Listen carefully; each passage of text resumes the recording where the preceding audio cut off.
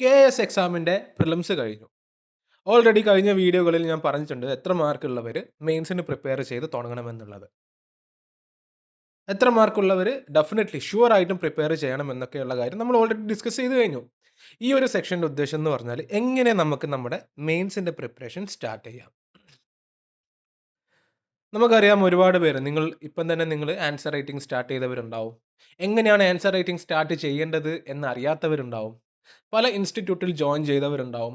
ഒരു ഇൻസ്റ്റിറ്റ്യൂട്ടിലും ജോയിൻ ചെയ്യാത്തവരും ഉണ്ടാവും. എല്ലാവരെയും ഉദ്ദേശിച്ചു കൊണ്ട് തന്നെയാണ് ഞാൻ ഈ വീഡിയോ അപ്ലോഡ് ചെയ്യുന്നത്. ഫസ്റ്റ് ഓഫ് ഓൾ നമുക്ക് ഡയറക്റ്റ് വീഡിയോയിലേക്ക് തന്നെ കിടക്കാം. ഓക്കെ, ഞാൻ എൻ്റെ എക്സ്പീരിയൻസ് കൂടി ഞാൻ പറയാം. കഴിഞ്ഞ തവണ എന്തുകൊണ്ട് നമുക്ക് മെയിൻസിൻ്റെ കട്ട് ഓഫ് ക്ലിയർ ചെയ്യാൻ പറ്റിയില്ല, അങ്ങനെ ഉള്ള കാര്യങ്ങൾ ഞാൻ പറയാം. സോ ഇതിലേത് കാറ്റഗറിയിലാണ് നിങ്ങളുള്ളത് എന്ന് നിങ്ങൾ ജസ്റ്റ് ഒന്ന് അനലൈസ് ചെയ്യുക. ഞാനിവിടെ 2 ടൈപ്പ് ഓഫ് കാറ്റഗറിയിലുള്ള ഉദ്യോഗാർത്ഥികളെ മെൻഷൻ ചെയ്യും. First one is category 1. They have strong basics, conceptual clarity ഉണ്ട്.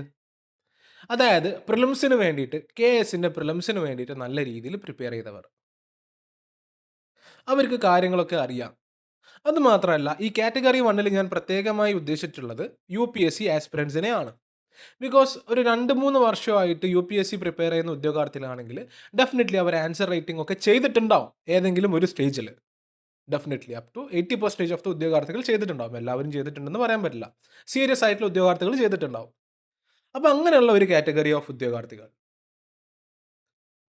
ഓക്കെ, അതേപോലെ തന്നെ രണ്ടാമത്തെ കാറ്റഗറി ഓഫ് ഉദ്യോഗാർത്ഥികൾ എന്ന് പറഞ്ഞാൽ ഇതുവരെ ആൻസർ റൈറ്റിംഗ് ഒന്നും ചെയ്തിട്ടില്ല, എസ്പെഷ്യലി നമ്മുടെ PSC ഉദ്യോഗാർത്ഥികൾ. അതേപോലെ തന്നെ പ്രിലിംസിന് നല്ല രീതിയിലൊന്നും പ്രിപ്പയർ ചെയ്തിട്ടില്ല. ആക്ച്വലി എക്സാമും പോയി എഴുതി നോക്കുമ്പോൾ എന്താണ്, നല്ല മാർക്ക് ഉണ്ട്, 95 മാർക്ക് 100 മാർക്കൊക്കെ ഉണ്ട്. ഇങ്ങനെയുള്ള ഒരുപാട് പേരുണ്ട് കേട്ടോ, നിങ്ങൾ അത്ഭുതപ്പെടണ്ട. Okay, this is true. അതായത് സെക്രട്ടേറിയറ്റ് അസിസ്റ്റന്റ് നല്ല രീതിയിൽ പഠിച്ച ഉദ്യോഗാർത്ഥികളാണ്. പക്ഷേ KSന് വേണ്ടിയിട്ട് സ്പെഷ്യലി നോക്കിയിട്ടില്ല. എന്നാലും എക്സാം പോയി എഴുതിയ സമയത്ത് വളരെ നല്ല മാർക്ക് തന്നെ കിട്ടി. ഇങ്ങനെയുള്ള ഉദ്യോഗാർത്ഥികൾ. സോ ഈ 2 കാറ്റഗറി ഓഫ് ഉദ്യോഗാർത്ഥികൾ 2 രീതിയിലാണ് പ്രിപ്പയർ ചെയ്യേണ്ടത്. ഈ ഫസ്റ്റ് രീതിയിലുള്ള ഉദ്യോഗാർത്ഥികൾ എന്ത് ചെയ്യുക? ബിക്കോസ് ഇവർക്ക് ഓൾറെഡി ഒരു സ്ട്രോങ് ബേസിസ് ഉണ്ട്, ആൻസർ റേറ്റ് ചെയ്തിട്ടുള്ള പ്രാക്ടീസും ഉണ്ട്. ആൻസർ റേറ്റ് ചെയ്യുക എന്നുള്ളത് നമ്മൾ ആകാശത്ത് നിന്ന് എടുത്തിട്ട് ആൻസർ റേറ്റ് ചെയ്യാൻ പറ്റില്ല. നമുക്ക് മിനിമം നോളജ് ഉണ്ടാവണം. എല്ലാ കാര്യങ്ങളിലും നമുക്ക് നമ്മുടെ സിലബസ് ബേസ് ചെയ്തിട്ട്, എല്ലാ കാര്യങ്ങളെന്ന് പറയാൻ പറ്റില്ല, സിലബസ് ബേസ് ചെയ്തിട്ടുള്ള എല്ലാ കാര്യങ്ങളിലും സിലബസ് നമുക്കൊരു നോളജ് ഉണ്ടാവണം. മനസ്സിലായോ? അപ്പോൾ ഇവർക്ക് എന്താണ് പെട്ടെന്ന് ഒരു ചോദ്യം ചോദിച്ചു കഴിഞ്ഞാൽ ഉത്തരം എഴുതാൻ പറ്റും. ബിക്കോസ് ഓൾറെഡി ഇവരെന്താണ് ആൻസർ റേറ്റ് പ്രാക്ടീസ് ചെയ്തവരാണ്. ഓൾറെഡി ആൻസർ റൈറ്റിംഗ് പ്രാക്ടീസ് ചെയ്ത് കഴിഞ്ഞവരാണ്. ഇങ്ങനെയുള്ളവരെന്ത് ചെയ്യുക? പ്രാക്ടീസ് ചെയ്ത് തുടങ്ങുക. ഡെയിലി ഉത്തരം ആൻസേഴ്സ് എഴുതുക. പ്ലസ് എന്ത് ചെയ്യുക? നിങ്ങൾ വാല്യൂ എഡീഷൻ, അതായത് നിങ്ങൾ ആൻസേഴ്സ് ഒക്കെ എഴുതുന്ന സമയത്ത്, അല്ലെങ്കിൽ ഈ പറഞ്ഞ പോലെ ഡെയിലി പുതിയ പുതിയ പോയിന്റുകളൊക്കെ കിട്ടുന്ന സമയത്ത് നിങ്ങളത് നോട്ട് ചെയ്ത് വെക്കുക. എന്നിട്ട് ആൻസർ റൈറ്റ് ചെയ്ത് തുടങ്ങുക. നിങ്ങൾക്ക് ഒരു സംശയം വേണ്ട, നിങ്ങൾ ആൻസർ റൈറ്റ് ചെയ്ത് തുടങ്ങുക. ദിവസവും പറ്റുമെങ്കിൽ മിനിമം ഒരു 3 to 4 ആൻസേഴ്സ് ഇപ്പം എഴുതി തുടങ്ങുക. ആൻസർ എങ്ങനെയാണ് എഴുതേണ്ടതെന്നൊക്കെ ഞാൻ കറക്റ്റായിട്ട് പറഞ്ഞു തരാം കേട്ടോ. എങ്ങനെയാണ് എഴുതി തുടങ്ങേണ്ടത്, എങ്ങനെയാണ് സമയം എങ്ങനെയാണെന്നൊക്കെ ഞാൻ പറഞ്ഞുതരാം. So the first category of ഉദ്യോഗാർത്ഥികൾ ഒന്നുകൂടി ഞാൻ കൺക്ലൂഷൻ ചെയ്യാണ്. UPSC ആസ്പിറൻസ് 3-4 വർഷമായിട്ട് പ്രിപ്പയർ ചെയ്യുന്നവരാണ്. ഓൾറെഡി ആൻസർ റേറ്റ് ചെയ്ത് പ്രാക്ടീസ് ചെയ്തവരാണ്. സ്ട്രോങ് ബേസിസ് ഉണ്ട്. എല്ലാ കാര്യങ്ങളിലും ഏകദേശം കാര്യങ്ങൾ അറിയാം. എങ്ങനെയാണ് ആൻസർ എഴുതേണ്ടത്, എങ്ങനെയാണ് ഏത് രീതിയിലാണ് എഴുതേണ്ടതെന്നൊക്കെ അറിയുന്നവരാണ്. സോ നിങ്ങൾ പ്രിപ്പയർ ചെയ്ത് തുടങ്ങുക, അതായത് ആൻസർ റേറ്റ് ചെയ്ത് തുടങ്ങുക.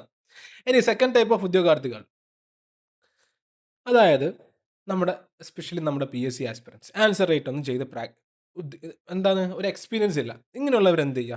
നിങ്ങൾ content, okay, you have to build strong basis plus content. എങ്ങനെ പഠിക്കണം? അതായത് പ്രിലിംസിനും മെയിൻസിനും നമുക്ക് ഒരേ സിലബസ് ആണ്. താങ്ക് ഗോഡ്, ഡിഫറൻ്റ് അല്ല.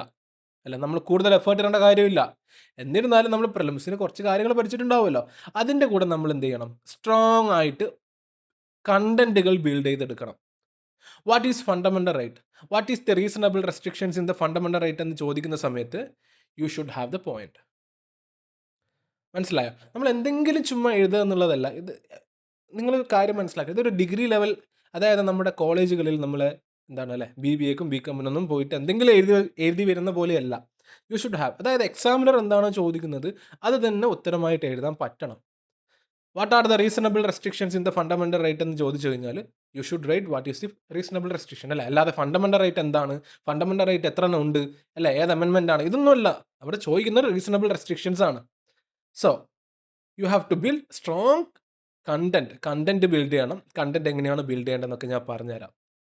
ഓക്കെ, ഇത് നമ്മുടെ ഫസ്റ്റ് മെൻറ്റർഷിപ്പ് സെക്ഷനാണ്. രണ്ടാമത്തെ ഒരു മെൻറ്റർഷിപ്പ് സെക്ഷൻ കൂടി കഴിഞ്ഞാൽ നിങ്ങൾ ആൻസർ റൈറ്റിംഗ് പ്രാക്ടീസ് ചെയ്ത് തുടങ്ങുന്നുണ്ട്. ഞാൻ പറഞ്ഞുതരാം എങ്ങനെയാണെന്നൊക്കെ ഉള്ളത്. അപ്പോൾ രണ്ടാമത്തെ ടൈപ്പ് ഓഫ് കാറ്റഗറിയാണ് നിങ്ങൾക്ക് ഈ പറഞ്ഞ പോലെ കാറ്റഗറി 1 ആണോ കാറ്റഗറി 2 ആണോ എന്നുള്ളത് നിങ്ങൾക്ക് മനസ്സിലാവും. കാറ്റഗറി 2 ആണെങ്കിൽ നിങ്ങൾ കണ്ടന്റ് ബിൽഡ് ചെയ്തെടുക്കണം. കണ്ടന്റ് വെച്ചിട്ടാണ് ആൻസേഴ്സ് എഴുതേണ്ടത്. അല്ലാതെ നമുക്ക് ആകാശത്ത് നിന്ന് എഴുതി ആൻസേഴ്സ് എഴുതാൻ പറ്റില്ല. അതൊന്ന് മനസ്സിലാക്കി വെക്കുക. റൈറ്റ്. സോ എന്താണ് ഒരു best answer? What is a best answer? യഥാർത്ഥത്തിൽ ബെസ്റ്റ് ആൻസർ എന്നുള്ളൊരു ആൻസർ ഇല്ല. സിവിൽ സർവീസസിനാണെങ്കിലും അല്ലെങ്കിൽ ഈ പറഞ്ഞ പോലെ എന്ത് ഡിസ്ക്രിപ്റ്റീവ് ഫോം ഓഫ് എക്സാം ആണെങ്കിലും there is no best answer. Okay, but limited ടൈമിലും ലിമിറ്റഡ് സ്പേസിലും എത്രത്തോളം നമുക്ക് നല്ല രീതിയിൽ ഉത്തരം എഴുതാൻ പറ്റുന്നുവോ അതാണ് ബെസ്റ്റ് ആൻസർ. അല്ലാതെ കംപ്ലീറ്റ് ബെസ്റ്റ് ആൻസർ എന്നുള്ളൊരു ആൻസർ ഇല്ല. നിങ്ങൾ ആദ്യം അത് മനസ്സിലാക്കുക. അല്ല, ഒരു ഒരു ഒരു ക്വസ്റ്റ്യൻ എഴുതാൻ, ഒരു ക്വസ്റ്റ്യൻ 3 മാർക്കിൻ്റെയും 5 മാർക്കിൻ്റെയും ഒരു ക്വസ്റ്റ്യൻ കംപ്ലീറ്റ് ചെയ്യാൻ ഇത്ര സമയമുണ്ട്. ആ സമയത്തിനുള്ളിൽ നിങ്ങൾ ഉത്തരം എഴുതുന്നവരാണെങ്കിൽ അല്ലേ, നിങ്ങൾക്കിപ്പോൾ ഞാനൊരു 30 മിനിറ്റ് തന്നു. 30 മിനിറ്റ് തന്നിട്ട് നിങ്ങളോട് ഒരു ഉത്തരം എഴുതാൻ പറയാണ്. യെസ്, ഡെഫിനറ്റ്ലി നിങ്ങൾ ഏറ്റവും നല്ല രീതിയിലുള്ള ഉത്തരം തന്നെ നിങ്ങൾ എഴുതും 30 മിനിറ്റ്സ്. പക്ഷേ അതിൻ്റെ ഇടയിൽ ഞാൻ നിങ്ങൾക്ക് ഒരു 3 മിനിറ്റ് തരുവാണ്. ഞാൻ നിങ്ങളോട് പറയാണ് ഒരു ഉത്തരം എഴുതാൻ. It will be very difficult. അത് റീകോൾ ചെയ്യണം. ആ റീകോൾ ചെയ്ത സാധനം നമ്മൾ എന്ത് ചെയ്യണം? നമ്മുടെ നോട്ട് ബുക്കിലേക്ക് കൊണ്ടുവരണം. അപ്പോൾ ഇതേപോലുള്ള ഒരുപാട് ക്വസ്റ്റ്യൻസ് അല്ലേ ഈ ടൈം ലിമിറ്റിൽ എഴുതി തീർക്കുക എന്ന് പറഞ്ഞാൽ തന്നെ വലിയ, അതായത് പ്രാക്ടീസ് ചെയ്യണം. നമുക്ക് പറ്റിയ മിസ്റ്റേക്കാണ് പ്രാക്ടീസ് ചെയ്തില്ല. Okay, we didn't practice well. Time എന്താണ്, ഒരുപാട് ക്വസ്റ്റ്യൻസ് നമ്മൾ ലീവ് ചെയ്തു. ഒരുപാട് ക്വസ്റ്റ്യൻസ് ലീവ് ചെയ്യുമ്പോൾ തന്നെ നമ്മൾ ഒരുപാട് മാർക്ക് അവിടെ. ഓക്കെ, അത് ഞാൻ പറയാം, അങ്ങോട്ടേക്ക് ഞാൻ വരാം. So what is the best answer? Limited ടൈമിൽ ലിമിറ്റഡ് സ്പേസിൽ അല്ലെ സ്ഥലത്ത് നിങ്ങൾ എത്രത്തോളം നല്ല രീതിയിൽ എഴുതുമോ അതാണ് best answer. Second thing is that attempt maximum number of questions to get an extra edge. ഇത് ഞാൻ കഴിഞ്ഞ തവണ മെയിൻസ് എഴുതിയതാണ്. അപ്പോൾ ഞാനും ടോപ്പേഴ്സും തമ്മിലുള്ള ഞാൻ ചോദിച്ചു 1-2 പേരോട്, ലിസ്റ്റിലുള്ള 1-2 പേരോട് ചോദിച്ചു. They have attended maximum number of questions അവർ അറ്റൻഡ് ചെയ്തു. നമ്മൾ എന്താ ചെയ്തതെന്ന് വെച്ച് കഴിഞ്ഞാൽ ഒരു ക്വസ്റ്റ്യൻ തന്നെ എത്രത്തോളം നല്ലതാക്കാൻ പറ്റുമോ. Okay, we invested more time in കുറച്ച് ക്വസ്റ്റ്യൻസ്. അവരെന്ത് ചെയ്തു? ഒരു ക്വസ്റ്റ്യനിൽ കുറച്ച് സമയം എടുത്തു. അടുത്തടുത്ത ക്വസ്റ്റ്യൻ അവർ ഒരുപാട് നമ്പർ ഓഫ് ക്വസ്റ്റ്യൻസ് അറ്റൻഡ് ചെയ്യുകയാണ്. അപ്പോൾ എന്താണ്, ഡെഫിനറ്റ്ലി എല്ലാ ക്വസ്റ്റ്യൻ അറ്റൻഡ് ചെയ്തതോടുകൂടി തന്നെ മാർക്ക് കൂടുന്ന കിട്ടും. ഒരു ക്വസ്റ്റ്യനിൽ തന്നെ നമ്മൾ ടൈം സ്പെൻഡ് ചെയ്ത് ഇരിക്കാൻ പാടില്ല. അതാണ് ഞാൻ പറഞ്ഞു വരുന്നത്. ഓക്കെ, 10 ക്വസ്റ്റ്യൻ ഉണ്ടെന്ന് വിചാരിക്കുക. Okay, you have 10 question. അപ്പോൾ ഈ 10 ക്വസ്റ്റ്യനിൽ നിങ്ങൾ 10 ക്വസ്റ്റ്യനും നിങ്ങൾ അറ്റൻഡ് ചെയ്യുകയാണെങ്കിൽ അല്ലെ എഴുതുകയാണെങ്കിൽ definitely you will have an edge. ഇനി 10 ക്വസ്റ്റ്യനിൽ നിങ്ങൾ ഒരു 6 ക്വസ്റ്റ്യൻ മാത്രമേ അറ്റൻഡ് ചെയ്യുന്നുള്ളൂ. പക്ഷേ ഈ 6 ക്വസ്റ്റ്യൻ അറ്റൻഡ് ചെയ്തത് വളരെ നല്ല വളരെ നല്ല കണ്ടന്റ് ഒക്കെ വെച്ചാണ് നിങ്ങൾ ഉത്തരം എഴുതിയത്. ഓക്കെ, എന്നാലും നിങ്ങൾ 10 ക്വസ്റ്റ്യൻ അറ്റൻഡ് ചെയ്തവരുടെ മാർക്കിലേക്ക് എത്തണമെന്നില്ല. അങ്ങനെയാണ് ഈ ഒരു ഇവാലുവേഷൻ പോകുന്നത്. അത് നിങ്ങൾ ആദ്യം മനസ്സിലാക്കണം. Okay, attend maximum number of questions. എത്ര ഫുൾ അറ്റൻഡ് ചെയ്യാൻ പറ്റുമെങ്കിൽ ഫുൾ അറ്റൻഡ് ചെയ്യുക. ഫുൾ അറ്റൻഡ് ചെയ്യുക എന്ന് പറയുന്നത് സിമ്പിൾ കാര്യമല്ല, ഹെവി ടാസ്ക് ആണ്. But it is possible by practising. Then എന്താണ് അടുത്തൊരു ബെസ്റ്റ് ആൻസറിൻ്റെ ഉദാഹരണം? എന്താണ്? Right what the examiner ask. ഞാൻ ഓൾറെഡി പറഞ്ഞല്ലോ, എക്സാമിനർ എന്താണോ ചോദിക്കുന്നത് അത് ഉത്തരമായി എഴുതുക എന്നുള്ളതാണ്. നിങ്ങളോട് റീസണബിൾ റെസ്ട്രിക്ഷൻ ചോദിക്കുന്ന സമയത്ത് അതാണ് എഴുതേണ്ടത്. അല്ലാതെ എന്താണ് ഫണ്ടമെന്റൽ റൈറ്റ് എത്ര എണ്ണം ഉണ്ടല്ലേ, അല്ലെങ്കിൽ DPSPയെ കുറിച്ച് ചോദിക്കുന്നു. DPSP ഏത് രീതിയിലാണ് ഡിവൈഡ് ചെയ്തിട്ടുള്ളത്, അല്ലെങ്കിൽ ഭരണഘടനയുടെ എന്തെങ്കിലും കാര്യങ്ങളൊക്കെ ചോദിക്കുകയാണ്. ആ സമയത്ത് എന്താണ് എക്സാമിനർ ചോദിക്കുന്നത്, അതിൻ്റെ കീ വേർഡ് വെച്ചിട്ട് വേണം നമ്മൾ ഉത്തരം എഴുതാൻ. അല്ലാതെ ചുമ്മാ എന്തെങ്കിലും എഴുതിയിട്ട് കാര്യമില്ല. അതാണ് ഞാൻ പറഞ്ഞത്, ഡിഗ്രി ലെവൽ എക്സാം അല്ല ഇത്. നമ്മുടെ കോളേജുകളിലുള്ള പോലെ ഒരു ഡിഗ്രി ലെവൽ അല്ലേ. നമ്മൾ ചോദിക്കുന്ന സമയത്ത് നമുക്കറിയാം നമ്മൾ എന്തെങ്കിലുമൊക്കെ എഴുതി വെച്ച് നമ്മൾ പാസ്സായി വരും. എല്ലാവരുടെ കാര്യമല്ലേ. എന്നാലും ഉത്തരം എഴുതേണ്ടത് എന്താണോ ചോദിക്കുന്നത് ആ ഉത്തരമാണ് നിങ്ങൾ എഴുതേണ്ടത്. ആൻഡ് പിന്നെന്താണ്, ആൻസേഴ്സ് നല്ല നീറ്റായി പെർഫെക്റ്റ് നീറ്റ് ആവണമെന്നൊന്നും ഞാൻ പറയുന്നില്ല. പക്ഷെ അത് എക്സാമിനർക്ക് വായിക്കാൻ പറ്റണം. നീറ്റ്നെസ് ഒരു ഫാക്ടർ തന്നെയാണ്. ആരൊക്കെ എന്തൊക്കെ പറഞ്ഞാലും ക്ലിയർ ആയിരിക്കണം. ഓക്കെ, ഭയങ്കര നല്ല രീതിയിൽ നിങ്ങൾ ഈ പറഞ്ഞ പോലെ ഇറ്റാലിക് ഫോമിലൊന്നും എഴുതണം എന്നല്ല ഞാൻ പറയുന്നത്. പക്ഷേ എക്സാമിനറിനത് കാണുമ്പോൾ ഒരു നീറ്റ്നെസ് ഉണ്ടാവണം. അതായത് ചുമ്മാ ഇങ്ങനെ വരച്ച് കൂട്ടിയിട്ടൊന്നുമുള്ള എഴുതാൻ പാടില്ല.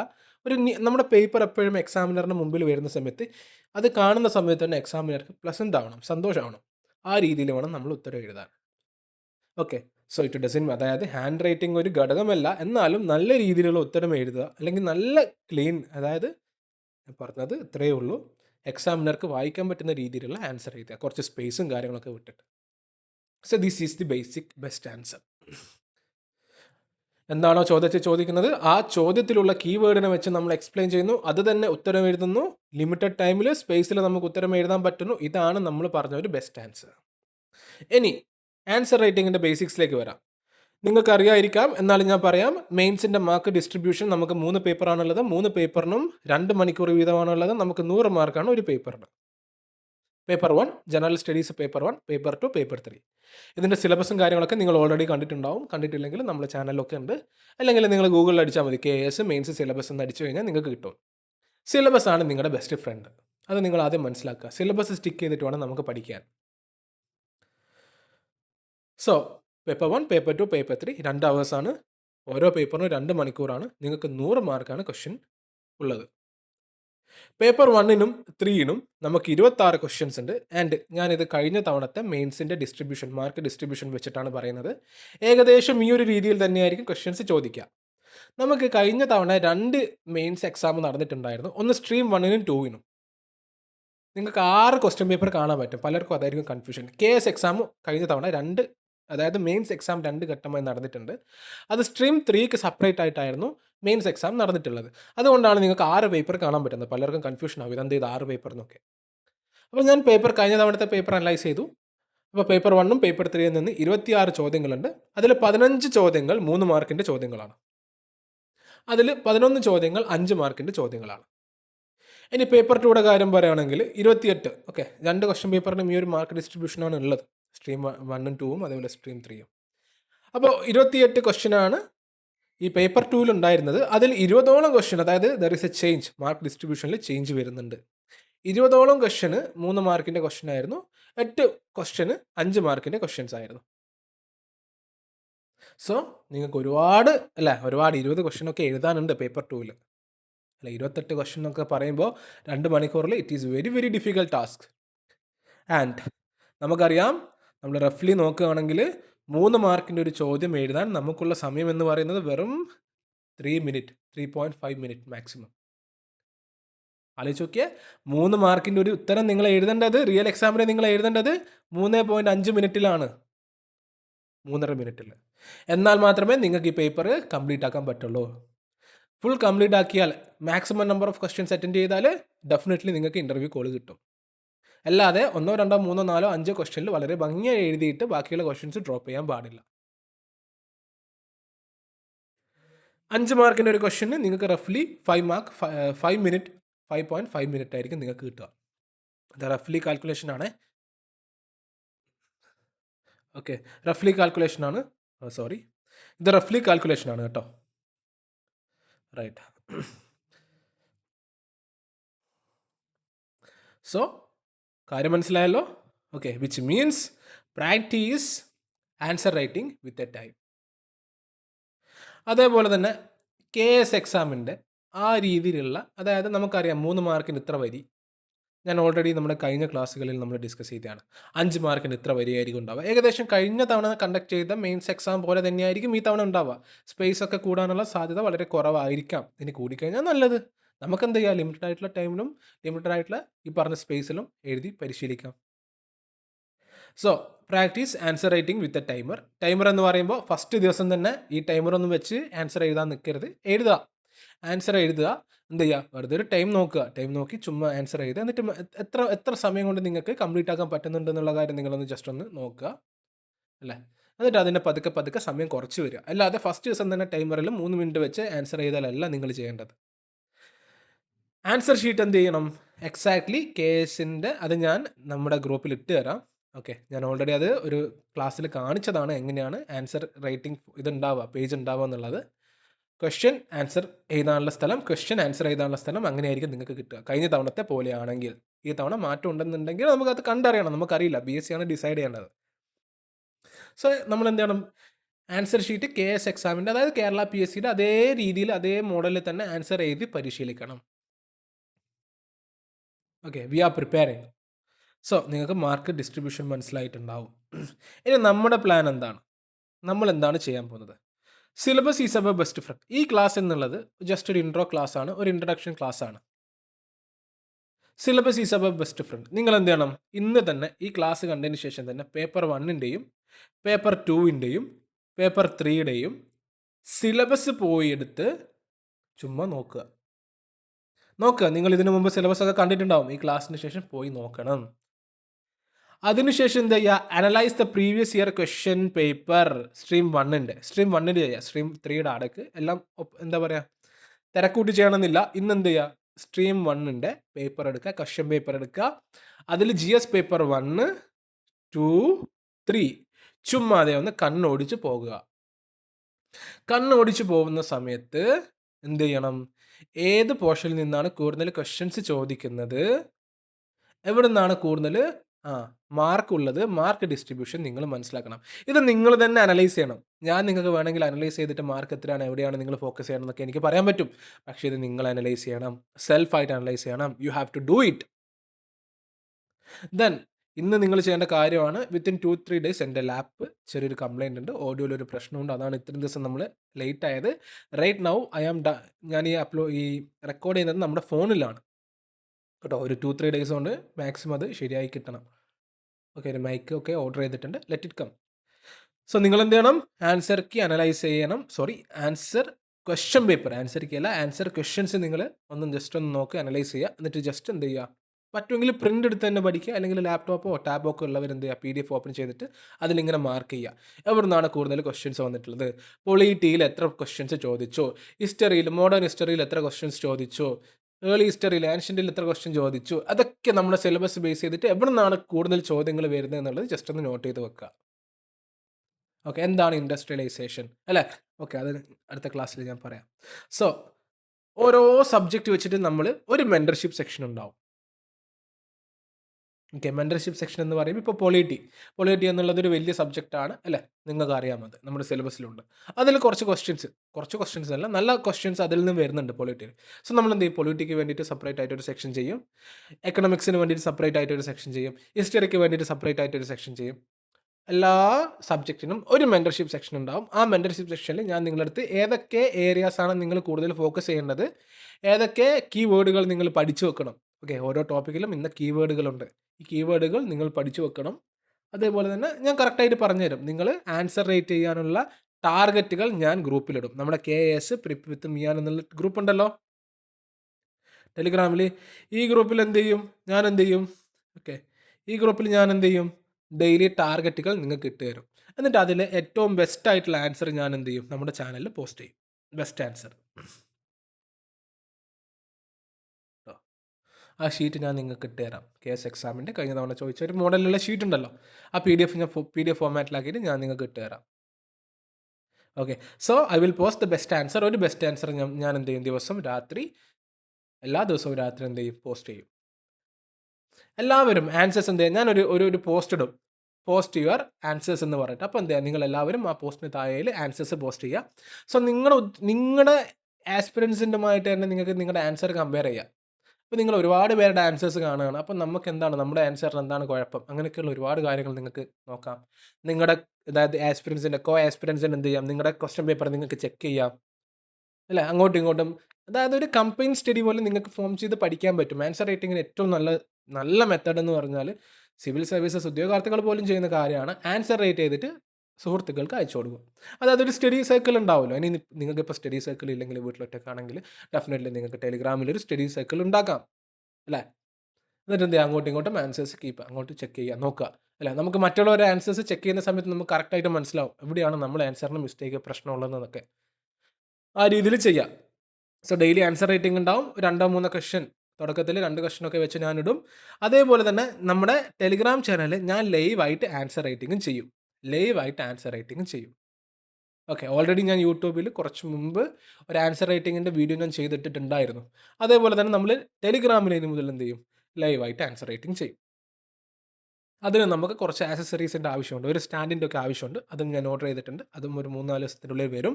And I am waiting for that. So നിങ്ങൾക്ക് ഇന്നത്തെ സെക്ഷനിലുള്ള കാര്യങ്ങൾ ഏകദേശം മനസ്സിലായിട്ടുണ്ടാവുമെന്ന് വിചാരിക്കുന്നു. ആൻഡ് അടുത്തൊരു സെക്ഷനിൽ നമ്മൾ എന്ത് ചെയ്യും? സബ്ജക്റ്റിൻ്റെ മെൻറ്റർഷിപ്പ് സെക്ഷൻ ആയിരിക്കും. ആ സബ്ജക്റ്റിൽ ഏതൊക്കെ കാര്യങ്ങൾ നിങ്ങൾ പഠിക്കണം, ഏതൊക്കെ കീവേഡുകൾ നിങ്ങൾ എന്തായാലും നിങ്ങൾ നോക്കണം. ഞാൻ പറഞ്ഞു തരും. അത് നിങ്ങൾ മസ്റ്റായിട്ട് പഠിക്കണം. ഞാൻ നിങ്ങൾക്ക് എന്ത് തരും? സിലബസ് തരും. സിലബസിൽ ടാർഗറ്റ് തരും. ആ ടാർഗറ്റ് വെച്ച് നിങ്ങൾ 2-3 ക്വസ്റ്റ്യന് ആ ടാർഗറ്റ് നിങ്ങൾ പഠിക്കണം. പഠിച്ചിട്ട് അതിൽ 2-3 ക്വസ്റ്റ്യൻസ് നിങ്ങൾ ഡെയിലി എഴുതണം. ആ എഴുതിയ ക്വസ്റ്റ്യൻസ് എന്ത് ചെയ്യണം? ഞാനിടുന്ന പോസ്റ്റിൻ്റെ താഴെയിൽ നിങ്ങൾ വന്നിട്ട് അവിടെ പോസ്റ്റും ചെയ്യണം. ഓക്കെ. സോ കാര്യങ്ങൾ ക്ലിയർ ആണെന്ന് വിചാരിക്കുന്നു. സോ അടുത്തൊരു ക്ലാസ് നമുക്ക് 2-3 ഡേയ്സിനുള്ളിൽ തന്നെ സ്റ്റാർട്ട് ചെയ്യാം. ഈ വരുന്ന മൺഡേ തന്നെ നമുക്ക് എന്ത് ചെയ്യണം? ഈ ആൻസർ റൈറ്റിംഗ് സ്റ്റാർട്ട് ചെയ്ത് തുടങ്ങണം. And obviously this is going to be a free initiative. Okay. So and once again ലാപ്ടോപ്പിൻ്റെ പ്രശ്നമാണ്, സൗണ്ടിൻ്റെയും പ്രശ്നം ഉണ്ടായിരുന്നു. അതുകൊണ്ടാണ് ഇത്രയും ദിവസം വൈകിയത്. And now I am recording it in my phone. So നിങ്ങളുടെ സജഷൻസും കാര്യങ്ങളും വീഡിയോ കണ്ടതിന് ശേഷം നിങ്ങൾ പറയുക. So all the best, keep learning.